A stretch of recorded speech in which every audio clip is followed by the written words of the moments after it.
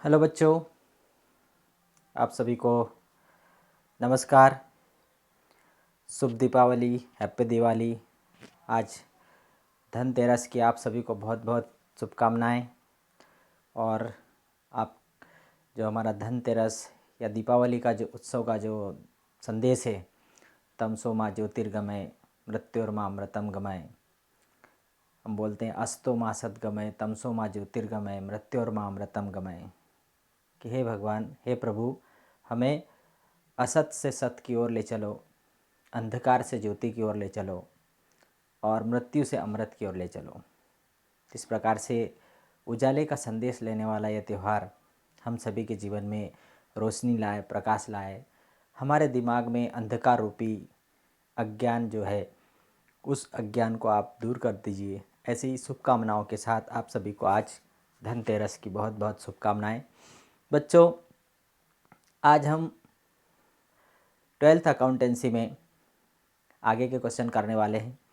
अभी तक हमने एडमिशन ऑफ पार्टनर, साझेदार के प्रवेश में पुनर्मूल्यांकन खाता, साझेदारों का पूंजी खाता, ऐसे हमने क्वेश्चन किए। करीब हमने 33 क्वेश्चन कर लिए हैं। आज हम उसी कड़ी में आगे करने वाले हैं, जिसमें हम देख रहे हैं कि जब नया साझेदार प्रवेश करता है उस समय संपत्ति और दायित्वों का पुनर्मूल्यांकन किया जाता है और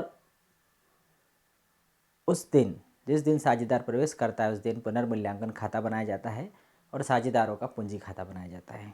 चलिए, तो आज हम स्टार्ट करते हैं। उसके पहले मैं आप लोगों को बोलना चाहूँगा कि जो भी बच्चे मेरा वीडियो देख रहे हैं, आप लोगों को वीडियो अच्छा लगे, आप पूरा वीडियो देखिए। आपको अच्छा लगे तो आप मेरे चैनल को, चौहान एकेडमी खंडवा को ज़रूर सब्सक्राइब करें, लाइक करें, शेयर करें। ये पूरी तरह से फ्री क्लासेस है, फ्री वीडियोज़ है। आप लोग एनी टाइम कभी भी ये वीडियो देख सकते हैं और मेरी लाइव क्लासेस जो लगती है, वो लाइव क्लासेस में भी आप फ्री ज्वाइन हो सकते हैं। कोरोना के समय में आज हम घर बैठे हमारी स्टडी जारी रख सकते हैं। ऐसा एक प्रयास है जिसमें आप लोग यदि ज्वाइन होते हैं तो आप लोगों का कोर्स कंप्लीट हो सकता है। बच्चों, जैसे आप लोगों को अभी सूचना मिल गई होगी कि हमारे मध्य प्रदेश में सरकार ने, शिक्षा विभाग ने हाफ ईयरली एग्ज़ाम कराने की तैयारी कर ली है, जिसमें ओपन बुक सिस्टम से परीक्षा होगी। ओपन बुक सिस्टम से परीक्षा होने के लिए अभी हमारा लगभग करीब जो तारीख आई है कि अभी हमारी दीपावली जैसे ही होगी, दीपावली के तुरंत बाद हमारी एग्ज़ाम ओपन बुक सिस्टम से होगी। अब वो किस प्रकार से होगी, इसके बारे में अभी हमें दिशा निर्देश मिलने वाले हैं। तो इसलिए मैं आप सभी को बोलना चाहूँगा कि आप सभी अपनी तैयारी रखें।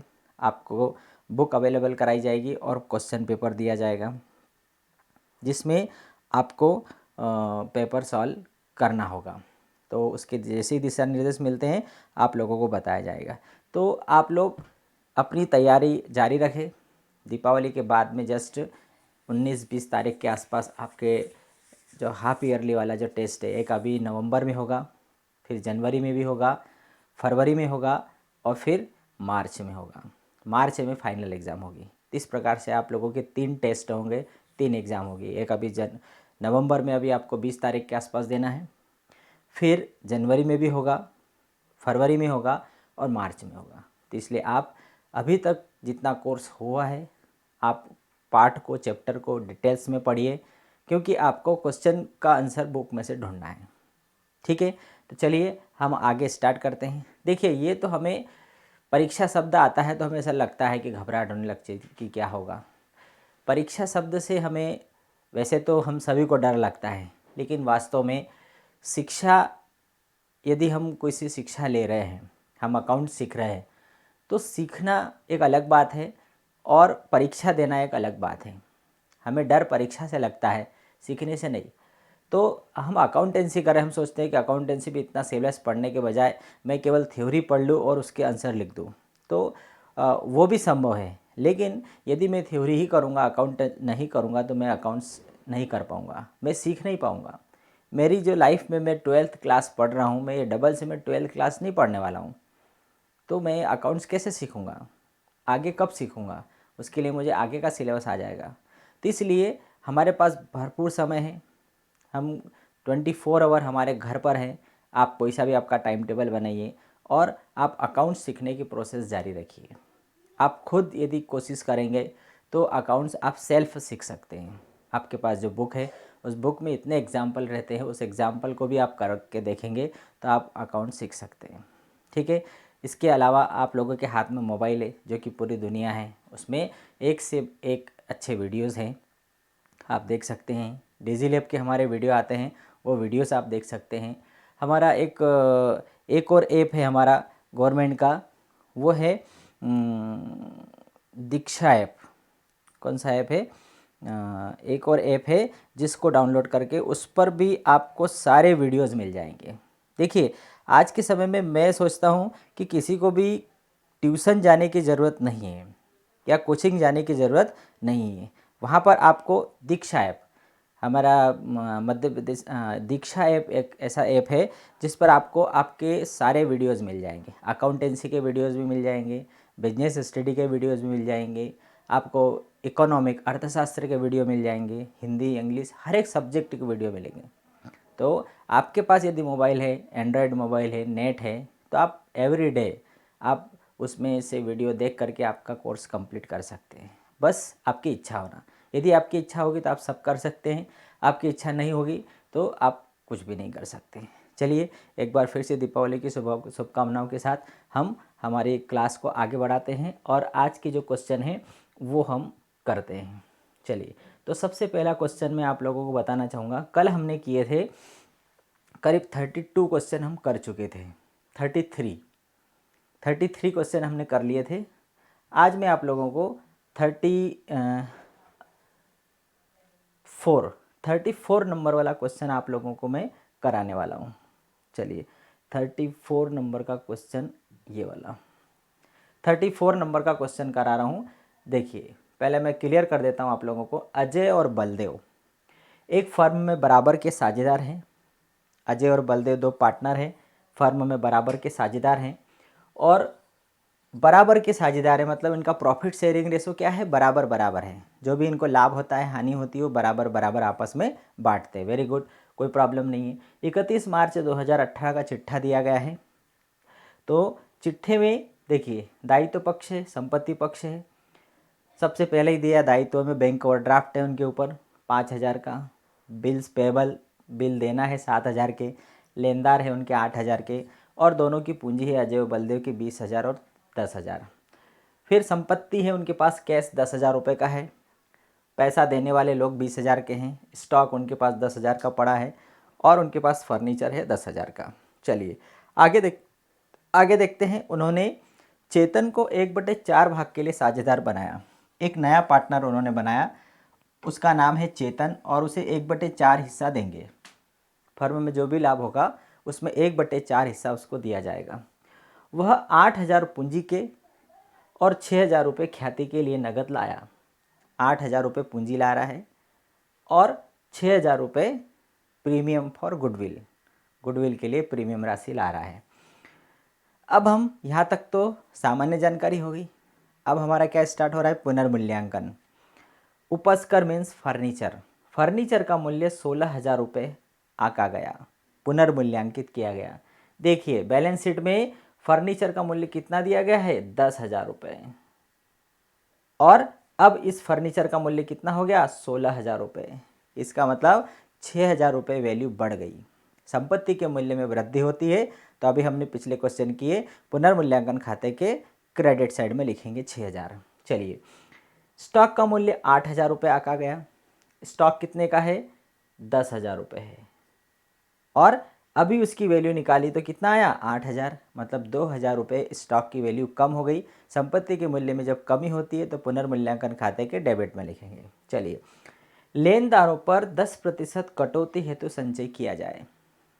जिस प्रकार से देनदारों पर जो प्रावधान बनाया जाता है वो हमारे लिए दायित्व में वृद्धि है, इसी प्रकार से लेनदारों पर 10% कटौती के लिए संचय करना, ये हमारे लिए क्या है? एक प्रकार से प्रॉफिट है कि लेनदारों में कमी हो सकती है, इसलिए हम 10% संचय करके रखते हैं, कटौती करके रखते हैं। तो ये 10% जो है ये लेनदार कितने के हैं हमारे 8,000 के। 8,000 का 10% हमें रिजर्व करके रखना है 800 रुपये। ये हमारे लिए प्रॉफिट है और कहाँ लिखा जाएगा, पुनर्मूल्यांकन खाते के क्रेडिट पे लिखेंगे।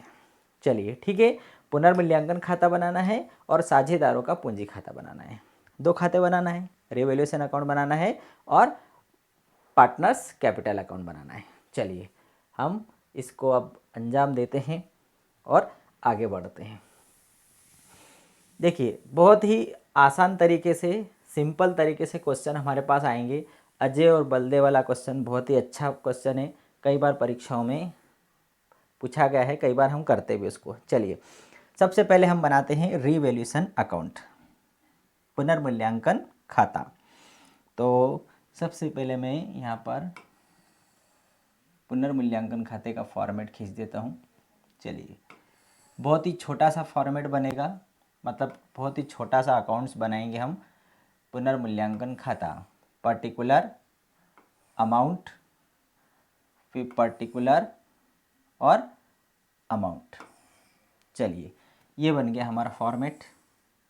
यहाँ पर हम अभी लाइन खींची देते हैं तुरंत, ताकि हमें बाद में टाइम नहीं लगेगा। चलिए ये सबसे पहले हम ऊपर क्या लिखेंगे, सबसे पहले ऊपर क्या आएगा, रीवैल्यूएशन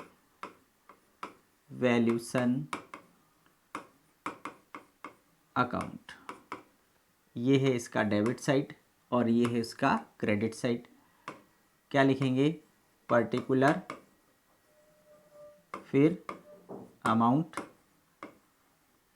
पर्टिकुलर्स और अमाउंट। चलिए अभी हमने जैसे देखा प्रश्न में दिए गए निर्देशों के अनुसार फर्नीचर का मूल्य 16,000 हो गया। फर्नीचर का मूल्य था 10,000 और फर्नीचर का मूल्य कितना हो गया, 16,000, मतलब 6,000 रुपये उसके मूल्य में वृद्धि हो गई। तो वृद्धि कहाँ लिखी जाएगी, क्रेडिट में लिखी जाएगी। तो बाय फर्नीचर अकाउंट, ठीक है। कितने रुपए का हो गया, 10,000 की जगह 16,000, मतलब 6,000 रुपये फर्नीचर के वैल्यू में वृद्धि हो गई। सेकंड नंबर क्या दिया, स्टॉक का मूल्य 8,000 रुपये का आ गया। स्टॉक के मूल्य में 2,000 रुपये की कमी आ गई, तो कमी इधर लिखी जाएगी, टू स्टॉक 2,000 रुपये। चलिए नेक्स्ट क्या दिया है, लेनदारों पर 10% कटौती करना है। तो यहाँ लिखेंगे रिजर्व फॉर क्रेडिटर। क्या आएगा, रिजर्व फॉर क्रेडिटर, लेनदारों के लिए संचय करना है। कितना करना है, लेनदार कितने के, 8,000, 8,000 का 10% कटौती करना है, मतलब 800 रुपये संचय करके रखना है। ये भी प्रॉफिट है एक प्रकार से व्यापार के। लेनदारों पे जो कटौती करेंगे क्रेडिट में आएगी, देनदारों पे जो प्रावधान करते हैं वो डेबिट में आती है। चलिए ये तीनों चीज़ें हो गई अब हमारी, इसका टोटल कर लो, 6,800। आय ज़्यादा है और हानि कितनी है, 2,000, तो कितना बचेगा, 4,800। तो ये 4,800 रुपये क्या है हमारा, टू प्रॉफिट, 4,800। इसको कहाँ ले जाएंगे हम, transfer to partners capital account. हो जाएगा कितना, 6,800, ठीक है। पुनर्मूल्यांकन पर लाभ हमारा दोनों को कितना मिलेगा, दोनों को ने अजय और बलदेव, अजय और दूसरा है बलदेव। अब अजय और बलदेव कैसे पार्टनर है, बराबर के पार्टनर है। लाभ होगी तो भी बराबर बांटेंगे, हानि होगी तो भी बराबर बांटेंगे। पुनर्मूल्यांकन पर लाभ हो रहा है 4,800, दोनों बराबर बराबर कितना बांटेंगे, 2,400 और 2,400। 2,400 अजय को भी मिलेगा और 2,400 बलदेव को मिलेगा। चलिए एक हमारा अकाउंट कंप्लीट हो गया। अब हम कौन सा अकाउंट बनाने वाले हैं, पार्टनर्स कैपिटल अकाउंट बनाने वाले हैं। चलिए आगे हम चलते हैं, पार्टनर्स कैपिटल अकाउंट कॉलम खींच लेते हैं और पार्टनर्स कैपिटल अकाउंट हम बनाते हैं। उसका प्रारूप बना लेते हैं। पार्टनर्स कैपिटल अकाउंट, सबसे पहले पर्टिकुलर, फिर अजय, बलदेव और एक और पार्टनर किसको शामिल किया इन्होंने, चेतन को। चलिए थर्ड पार्टनर आ गया चेतन। फिर पर्टिकुलर, अजय, बलदेव और थर्ड पार्टनर कौन है, चेतन।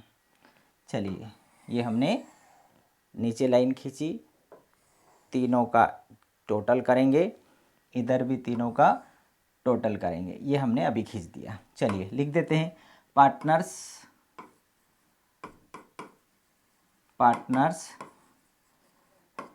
Capital account.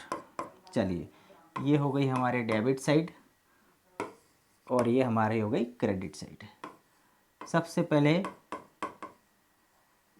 Particulars Ajay, Baldev और थर्ड पार्टनर कौन है, चेतन। फिर पर्टिकुलर अजय, बलदेव और चेतन। चलिए स्टार्ट करते हैं। पूंजी खाते में सबसे पहले क्रेडिट साइड में क्या लिखते हैं हम, पूंजी लिखते हैं, by balance brought down. Ajay Baldev की पूंजी, पहले तो पुराने साझेदारों की पूंजी लाएंगे। 20,000 रुपये अजय की पूंजी है और बलदेव की है 10,000 रुपये। इनके पूंजी का शेष लाए गए। अब चेतन तो कैश लेकर आया, पूंजी जो है कैसे लाया, वो कैश लाया, नगद लाया। कितनी पूंजी लाया, वो 8,000 रुपये पूंजी के रूप में लाया। तो चेतन के खाते में 8,000 रुपये लिख दिए। इसके बाद में क्या लेकर आया, वो प्रीमियम राशि लाया। प्रीमियम राशि लाया, कितनी लाया, वो 8,000 रुपये प्रीमियम राशि लाया है। चलिए 8,000 रुपये प्रीमियम राशि को हम बांट देते हैं। अजय के हिस्से में कितनी आएगी भैया, अजय 8,000। अब यहाँ पर पुराना रेशो दिया गया है और न्यू पार्टनर का नया हिस्सा दिया गया है। ऐसी कंडीशन में हम उनका पुराना रेशो ही क्या मानेंगे कि उनका त्याग अनुपात है, पुराना रेशो ही त्याग अनुपात है। तो 8,000 रुपये जो प्रीमियम राशि है उसको अजय और बलदेव दोनों कैसे बांट लेंगे, बराबर बराबर बांट लेंगे। चलिए और क्या आएगा, प्रॉफिट। पुनर्मूल्यांकन पे जो लाभ आया कितना आया है, 2,400 रुपये अजय को मिला और 2,400 रुपये बलदेव को मिला। ठीक है, अब और कुछ बचा क्या, और तो कुछ नहीं दिख रहा मुझे। बाकी सारी चीज़ें हमने इसमें शामिल कर लिए। चलिए अब बैलेंस निकाल देंगे। अजय के हिस्से में कितना रहा, 20, 4, 24, 2, 26, 26,400 रुपये अजय की पूंजी आ रही है। आ रही क्या, 26,400 रुपये अजय की पूंजी आना चाहिए। तो यहाँ पर हमारा 4 और 4 और 24 दोनों 4,800, तो कहीं हमारी तो कितना आएगा 26,400, 3 और 3 6। देखिए हमने 8,000 रुपये प्रीमियम राशि बांट दी है जो कि गलत है। यहाँ पर क्या आएगी, 3,000 रुपये प्रीमियम राशि आएगी। यहाँ 3,000 आएगा और यहाँ 3,000 आएगा। चलिए इसको हम फिर से टोटल करते हैं, 20, 3, 23 और 2 25,400, 25,400, 13, 2 15,400 और ये 8,000। ठीक है, यही का यही बैलेंस इधर आ जाएगा। टू बैलेंस कैरी डाउन, कितना बैलेंस है, 25,400 ये जाएगा आगे, 15,400 बलदेव का और 8,000 रुपये चेतन का। ये हो गया 25,400, 15,400 और 8,000 रुपये। 25,400, 15,400 और 8,000। ठीक है, ये हमारा बन गया पार्टनर्स कैपिटल अकाउंट। कोई प्रॉब्लम नहीं इसमें, बहुत ही सिंपल सा क्वेश्चन था, कहीं से कहीं तक कोई समस्या नहीं थी। कंप्लीट हो गया। चलिए आगे अगला क्वेश्चन देखते हैं हम, 35 नंबर का क्वेश्चन एक और देखते हैं। ए और बी एक फर्म में पार्टनर हैं और 31 मार्च 2018 को उनका चिट्ठा दिया गया है। चिट्ठे में क्या दिया है, लेनदार दिए गए हैं, 3,900 रुपये के लेनदार दिए गए हैं। रिजर्व फंड संचय भी है उनका पुराना 3,300 रुपये का। पूंजी है 32,000 और 14,000। भवन 14,000 का, प्लांट है 8,000 का, स्टॉक दिया है 9,750 रुपये का, विविध देनदार है 19,650 के, और डूबत ऋण संचय है उनका पुराना 650 रुपये का। तो शुद्ध देनदार 19,000 रुपये के बचे, और रोकड़ है उनके पास 2,450 रुपये की। नीचे क्या इंस्ट्रक्शन दिया है, 1 अप्रैल 2018 को उन्होंने 1 अप्रैल 2018 को उन्होंने सी को साझेदारी में इस शर्त पर शामिल किया, सी को साझेदारी में शामिल किया, किस शर्त पे, कि वह 3,000 रुपये ख्याति के लाएगा, 3,000 रुपये ख्याति लाएगा, और 10,500 रुपये पूंजी के रूप में ला रहा है, वो 10,500 पूंजी ला रहा है और 3,000 ख्याति का ला रहा है। चलिए कोई प्रॉब्लम नहीं है, यहाँ तक तो हमें समझ में आ गया। अब यहाँ प्रॉफिट शेयरिंग रेशो नहीं दिया गया है, मतलब जब कोई प्रॉफिट शेयरिंग रेशो फर्म का नहीं दिया हो इनके बीच का, तो हम बराबर बराबर मान लेंगे, मतलब ये 3,000 ख्याति को दोनों बराबर बराबर बांटेंगे। चलिए आगे देखते हैं, ए व बी 1,000 रुपये डूबत ऋण संचय के रूप में छोड़ने के लिए राजी हो गए। वे डूबत ऋण प्रावधान 1,000 रुपये रखने के लिए तैयार हो गए कि भाई देनदार जितने के हैं उसमें 1,000 रुपये के देनदार पैसा डुबो सकते हैं, तो 1,000 रुपये का प्रावधान बनाना पड़ेगा। अभी तक कितना बना हुआ है, 650 का प्रावधान बना हुआ है। वो 1,000 रुपये तक डूबत ऋण प्रावधान रखने को राजी हो गए। इसका मतलब 650 है तो 1,000 रुपये तक रखना है, मतलब कितना आ जाएगा, 350 रुपये, और तो 350 रुपये हमारा दायित्व क्या हो गया, बढ़ गया। 350 रुपये का दायित्व हमारा बढ़ गया है ये, ठीक है। तो 350 रुपये का हमारा दायित्व बढ़ गया है। अब दायित्व में वृद्धि पुनर्मूल्यांकन खाते के डेबिट में लिखते हैं। चलिए आगे, प्लांट पर 5% व भवन पर 1.5% से ह्रास लगाने के लिए राजी हो गए। तो प्लांट पर 5% ह्रास लगाना है। प्लांट कितने का है, 8,000 रुपये का प्लांट है, इस पर हमें 5% ह्रास लगाना है। तो 8,000 रुपये का 5% कितना आ जाएगा, 8,000 रुपये का यदि हम 5% यदि ह्रास लगाएंगे तो कितना हो जाएगा, 8 पंजे 40, मतलब 400 रुपये प्लांट पे ह्रास हो गया। फिर भवन पे 1.5%, भवन कितने का है, 14,000 रुपये का भवन है, इस पर 2 एकम 2 और 1 3/2, तो बट्टे 2, ठीक है।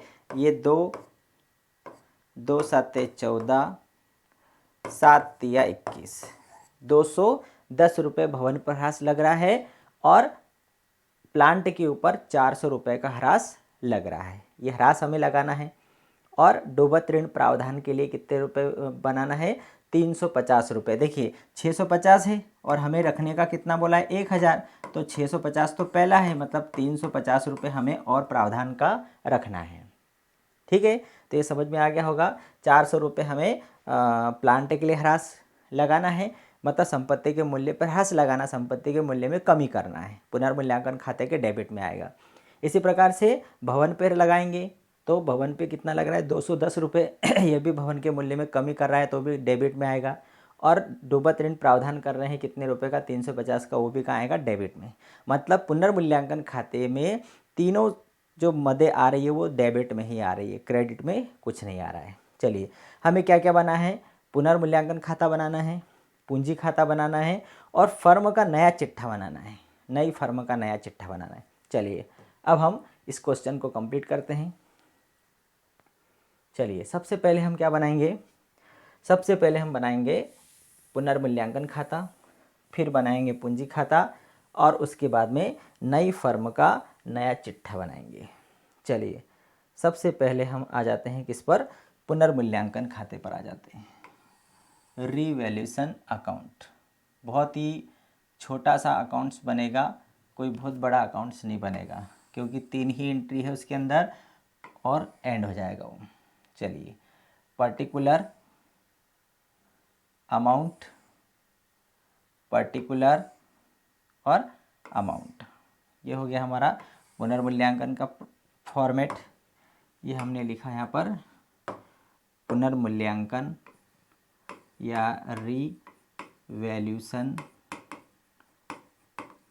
अकाउंट, ठीक है।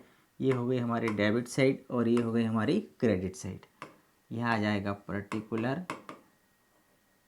पर्टिकुलर्स अमाउंट, पर्टिकुलर्स और अमाउंट।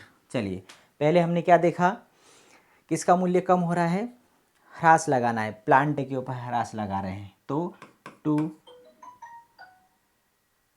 डेप्रिसिएशन ऑन प्लांट के ऊपर ह्रास कितना आ रहा है, प्लांट कितने का है, 8,000 का 5% 400 रुपये।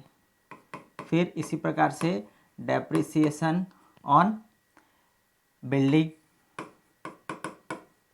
के ऊपर ह्रास लगाना है, कितने रुपए आया उस पर कितना ह्रास आया था उस पर, भवन कितने का है, 14,000 रुपये का है, तो 14,000 का 1/2 मतलब 2 एकम 2 और 1 3/2, भाई जो 1/2 है, 2 एकम 2 और 1 3/2 ये हो गया, तो गुणित 2 ये काटा तो 2 7 14, 70 गुणित 3 210 रुपये, तो 210 रुपये। फिर क्या आ गया, बैड डेट रिजर्व, डूबत ऋण प्रावधान करना है, कितने रुपए का डूबत ऋण प्रावधान करना है, 1,000 रुपये तक का करना है, 650 पहले का है तो 350 रुपये और बढ़ जाएगा। बस पुनर्मूल्यांकन से संबंधित ये तीनों बातें हो गई। अब हम टोटल कर देते, इसका मतलब हमारी हानि है 4 2 6 3 960 रुपये, 960 रुपये का लॉस हुआ है। तो ये 960 रुपये की जो हानि है पुनर्मूल्यांकन पर, ये पुराने साझेदार अपने पुराने अनुपात में बांट लेंगे, तो यहाँ पर क्या आएगा, by loss transfer to partners capital account. कौन कौन है, 2 पार्टनर कौन है, ए और बी, कितना लॉस आया है, 960 रुपये, 960 रुपये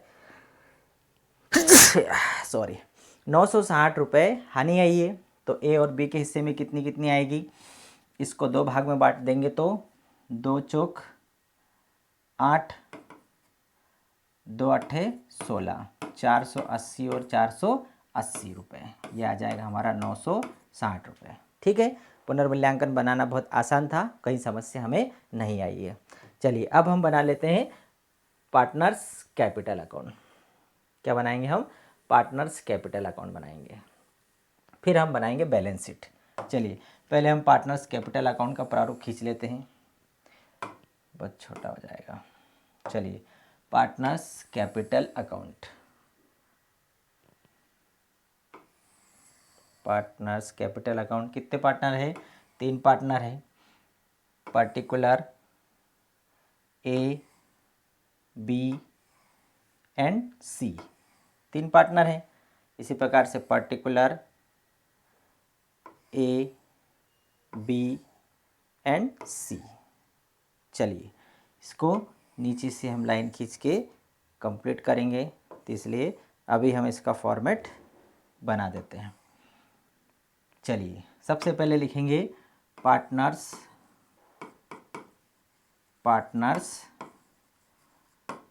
कैपिटल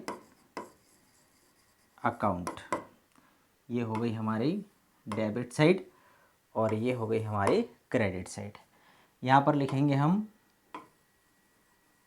पर्टिकुलर्स, फिर यहाँ आएगा ए, यहाँ आएगा बी और यहाँ आएगा सी, फिर आएगा पर्टिकुलर्स ए बी एंड सी।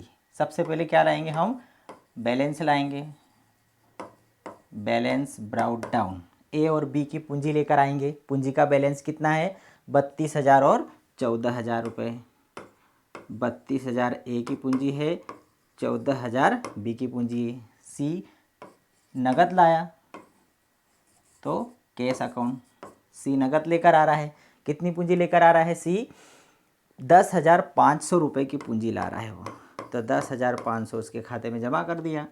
अब प्रीमियम राशि भी ला रहा है, प्रीमियम राशि कितनी ला रहा है, प्रीमियम राशि 3,000 ला रहा है, उनका प्रॉफिट शेयरिंग रेशो दिया नहीं है, इसका मतलब बराबर बराबर बांटेंगे। तो 3000 को कैसे बांटेंगे, वो 1500 रुपये ए बांट लेगा और 1500 रुपये बी बांट लेगा।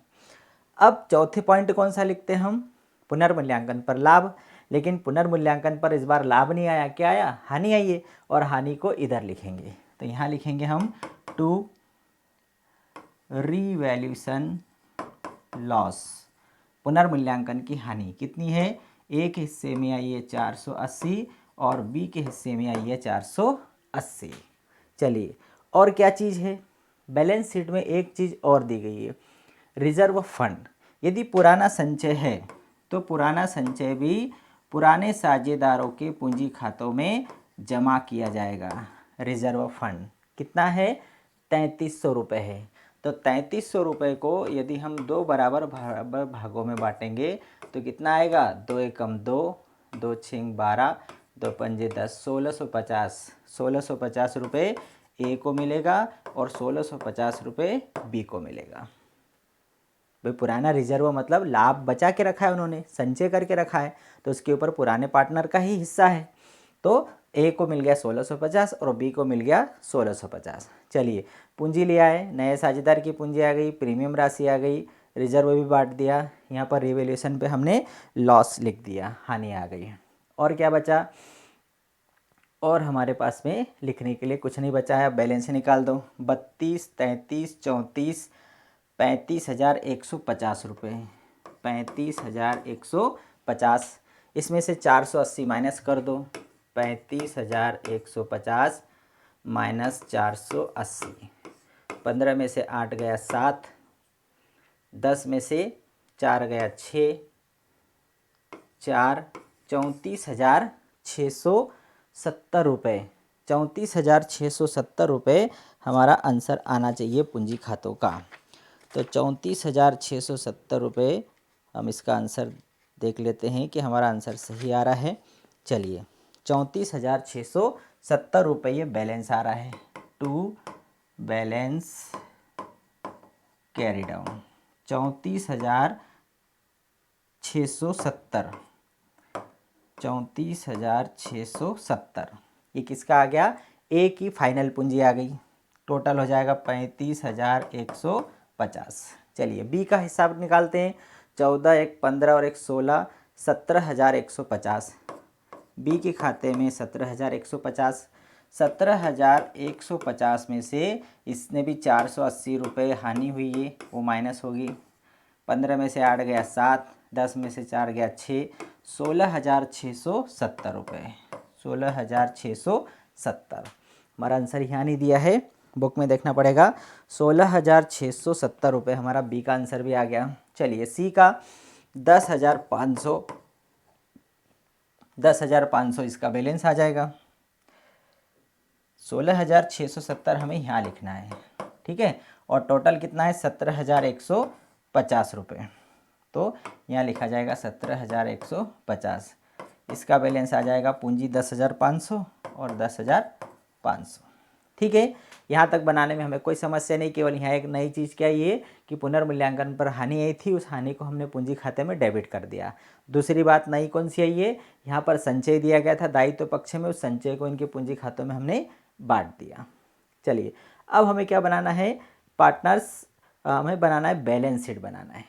चलिए अब हम बनाएंगे बैलेंस शीट, नई फर्म का चिट्ठा बनाना है। चलिए नई फर्म का चिट्ठा बनाएंगे, तो नई फर्म का चिट्ठा बना लेते हम। माल पुराना रहेगा लेकिन नाम नया रहेगा, क्योंकि संपत्तियां तो पुरानी हैं, उसमें नया क्या रहेगा, उनकी जो वैल्यू में जो कमी बेसी आई है वो हमें लिखना है। चलिए सबसे पहले हम उसका पहले फॉर्मेट तैयार कर लेते हैं, फिर हम फटाफट लिखते जाएंगे। सबसे पहले हमने लिखा बैलेंस शीट। चलिए इधर क्या आएगा, लायबिलिटीज़, फिर है अमाउंट, इधर क्या आता है असेट्स, और यहाँ आ जाएगा अमाउंट। चलिए सबसे पहले हम लिखते हैं लायबिलिटीज साइड ले लेते हैं। पुराने चिट्ठे में देखते हैं कि लायबिलिटी साइड क्या क्या दिया गया है। तो पुराने चिट्ठे में लायबिलिटी साइड क्या दिया गया है, विविध लेनदार 3,900 रुपये के हैं। विविध लेनदार कितने रुपए के हैं, 3,900 रुपये के हमारे विविध लेनदार हैं। तो विविध लेनदार हम लिखेंगे 3,900 के। तो यहाँ पर हमने लिख दिया क्रेडिटर। क्रेडिटर कितने रुपए के हो गए, 3,900। चलिए अगला दायित्व पक्ष में और क्या दिया है, बस वही पुरानी संपत्तियों दायित्वों को हमें यहाँ उतारना है, बस केवल नए रूप में, किस में कमी किस में ज़्यादा हुआ है। रिजर्व फंड बांट दिया, अब क्या बची, पूंजी। अब ये पूंजी नहीं रही, पूंजी खाते में जो आई है वो लिखेंगे।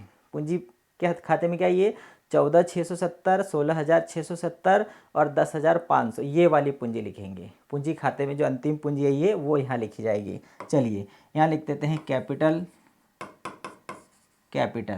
ए की पूंजी कितनी है, 34,670। चलिए बी की पूंजी कितनी है, 16,670 और सी की पूंजी कितनी है, 10,500।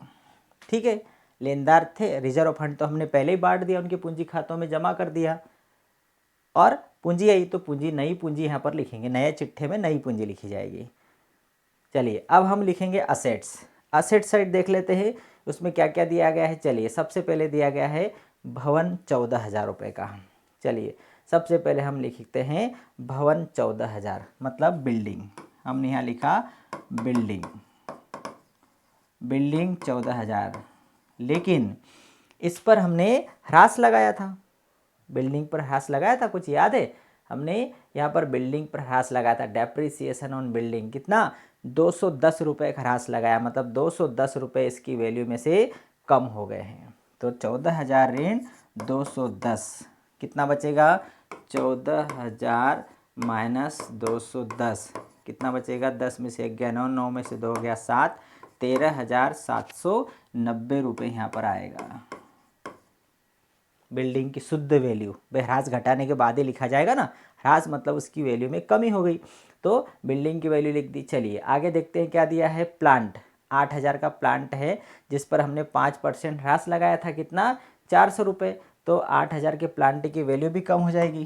तो यहाँ हम लिखते हैं प्लांट, 8,000 का प्लांट था, 400 रुपये माइनस हो गया तो 7,600 रुपये, अब उसकी शुद्ध वैल्यू बची। ठीक है, चलिए आगे और चलते हैं। आगे और क्या दिया गया है, चलिए सबसे आगे दिया गया है भवन हो गया, प्लांट हो गया, स्टॉक 9,750 रुपये का स्टॉक दिया गया है। इसमें कुछ भी परिवर्तन नहीं आया था, 9,750 रुपये का स्टॉक वैसा का वैसा लिख देंगे, स्टॉक 9,750 रुपये। चलिए नेक्स्ट देखते हैं क्या दिया था। नेक्स्ट देनदार 19,650, देनदार है 19,650। भैया यहाँ पर है थोड़ी सी हमें समायोजन करना पड़ेगी। 19,650 रुपये का हमारा देनदार है, लेकिन हमने प्रावधान कितने तक बनाने को छोड़ा है, 1,000 रुपये तक का प्रावधान छोड़ने को तैयार हो गए। तो माइनस BDR 1,000 रुपये माइनस हो जाएगा, कितना बचेगा, 18,650 रुपये के देनदार बचे, 18,650 रुपये के। भाई क्योंकि पुराना जो देनदार थे, देखिए यहाँ पहले थोड़ा मैं समझा देता हूँ। हमारे देनदार 19,650 और हमने प्रावधान कितना बनाया था, 650 रुपये का। लेकिन नए प्रावधान में क्या दिया है कि वह 1,000 रुपये डूबत ऋण संचय छोड़ने को तैयार हो गया। मतलब हमें प्रावधान 1,000 का बनाना है, तो अब हम देनदारों में से 1,000 माइनस करेंगे। तो हमने देनदारों में से कितने माइनस किए, 1,000 माइनस कर दिए। अब क्या बचा हमारा, अब बचा लास्ट में है कैश। चलिए कैश के लिए देख लेते हैं, कैश कितना दिया भैया, कैश दिया गया है 2,450 रुपये, 2,450 रुपये कैश प्लस नया पार्टनर पूंजी और गुडविल, पूंजी और प्रीमियम राशि नगद लेकर आया। कितनी लाया वो, पूंजी और प्रीमियम राशि कितनी लेकर आया है नया पार्टनर, देखिए 10,500 रुपये तो पूंजी की लाया और प्रीमियम राशि 3,000 लाया, मतलब 13,500 रुपये प्रीमियम राशि दोनों मिला के लाया, 500 रुपये नगद लाया। भाई पूंजी भी नगद लाया और प्रीमियम राशि भी नगद लाया, तो ये तो कैश में जुड़ जाएगा ना। तो 2450 पुराना, 2450 पुराना और 13,500 रुपये अभी आया। कितना हो गया? 5, 9, 3 और 2 5, 15,950 रुपये, 15,950 रुपये। अब ये हमारा बन गया नई फर्म का नया चिट्ठा। अब टोटल कर लो, यदि टोटल हमारा सही आ गया तो ये समझ लेना कि हमारा काम हो गया। 3,900 ये। चलिए टोटल करते हैं। ये 0, 7 और 7 14, 9 और 1 10, 6 16, 4 20 2 22, 5 27, 2 3 5, 4 9, 6 15 का 5, फिर 1 3 और 1 4, 5 और 6, 65,740 रुपये हमारा दायित्व आ रहा है। अब इतना ही हमारा संपत्ति आना चाहिए। चलिए ये 0 आ गया, 9 5 14, 5 19 और 5 24, 2 7 और 2 9 और 6 15, 7 22, 6 28, 29 30, 37, 3 3 और 3 6, 6 दिन 12 और 1 13, 13 और 7 20 2 22, 8 30 और 5 35, 3 4 5 और 6, 65,740 रुपये हमारा दायित्व भी हो गया 65,740 और हमारा असेट्स भी हो गया 65,740। इस प्रकार से हमारा पूरा क्वेश्चन जो है वो यहाँ पर कंप्लीट हो गया। देखिए सबसे पहले हमने बनाया पुनर्मूल्यांकन खाता बनाया, थोड़ा और बड़ा कर दूंगा तो आप लोगों को क्लियर दिखने लग जाएगा एक ही पेज के ऊपर। चलिए सबसे पहले हमने बनाया पुनर्मूल्यांकन खाता, ठीक है। फिर पुनर्मूल्यांकन खाते में एक नई बात क्या आई है, यहाँ पर हानि आई है जो कि इधर लिखी गई। पूंजी खाता बनाया, पूंजी खाते में यदि हानि लाभ आता है तो क्रेडिट में लिखते, हानि आई तो डेबिट में लिखा। दूसरी बात, नई बात कौन सी है, यहाँ रिजर्व फंड दिया गया था चिट्ठे के दायित्व पक्ष में, उसे हमने साझेदारों के पूंजी खातों में पुराने साझेदारों में पुराने अनुपात में बांट दिया। अब एक चीज़ और यहाँ कौन सी नई थी कि इनके यहाँ पर प्रॉफिट शेयरिंग रेशो नहीं दिया गया था। जब प्रश्न में प्रॉफिट शेयरिंग रेशो नहीं दिया हो तो बराबर बराबर अनुपात में बांट देंगे, तो हमने उनकी गुडविल भी बराबर बराबर बांटी, रिजर्व फंड भी बराबर बराबर बांटा, यहाँ पर जो लॉस हुआ था वो भी हमने बराबर बराबर डेबिट कर दिया उनके खातों में, और पूंजी लिख दी दोनों की, नए साझेदार की पूंजी लिख दी और बैलेंस निकाल दिया। ये नई पूंजी आ गई, ये कौन सी है, नई पूंजी है। फिर हमने नए बैलेंस शीट बनाया तो पुराने बैलेंस शीट में लेनदार दिए थे वही के वही लिख दिए। फिर पुराने बैलेंस शीट में रिजर्व फंड था तो वो तो हमने यहाँ जमा कर दिया, बांट दिया, वो हट गया। फिर क्या थी, पूंजी, तो पूंजी कौन सी लिखी जाएगी, नई फर्म में नई पूंजी लिखी जाएगी, तो तीनों की नई पूंजी आ गई 14,670, 16,670 और 10,500 ये लिख दी। संपत्ति पक्ष में आएंगे तो संपत्तियां उनके आज की वैल्यू में लिखेंगे, ह्रास घटाने के बाद, जो घटबढ़ होने के बाद जो वैल्यू बची है वो। भवन का मूल्य 14,000 था, हमने ह्रास लगाया 210 माइनस कर दिया, प्लांट पर ह्रास लगा के माइनस कर दिया, स्टॉक वही का वही रहा। देनदार जो थे 19,650 रुपये के थे, जिन पर 1,000 रुपये डूबत ऋण प्रावधान करना है नया, तो 1,000 रुपये हमने माइनस किया, वो 1,000 ये हो गया, ठीक है। और हमारा रोकड़ केस था 2,450 और नई केस कितनी आई, पूंजी और ख्याति के रूप में आई है, तो वो पूंजी और ख्याति भी इसमें जोड़ दी गई है केस में। तो ये हमारा हो गया न्यू फर्म का न्यू बैलेंस शीट, ठीक है। तो ये 2 क्वेश्चन आप लोगों को समझ में आ गए होंगे। बार बार इनको प्रैक्टिस करिए, तब जा कर के आप लोगों को और क्लियर हो जाएंगे। इसके अलावा भी आपको कुछ प्रश्न हो, क्यूरी हो, कोई समस्या हो तो आप लोग मुझे व्हाट्सएप कर सकते हैं या मुझे कमेंट्स बॉक्स में कमेंट्स कर सकते हैं, तो मैं आप लोगों को उसको प्रॉब्लम को दूर कर दूंगा, ठीक है। जितने भी बच्चे मेरा वीडियो देख रहे हो उन्होंने अभी तक मेरे चैनल को सब्सक्राइब नहीं किया हो तो आप उसको सब्सक्राइब कर लीजिए, ताकि हम, और बेल आइकन को दबाइए ताकि मेरे जितने भी नए वीडियो में डालते रहूँगा आप लोगों को मिलते जाएंगे, ठीक है। ऐसे हम एवरीडे कुछ करते जाएंगे तो हमारा कोर्स बहुत जल्दी समाप्त हो जाएगा और आप लोगों को ऐसे समय में अकाउंटेंसी सीखने को मिल जाएगा। चलिए ठीक है, ओके, थैंक यू, बाय।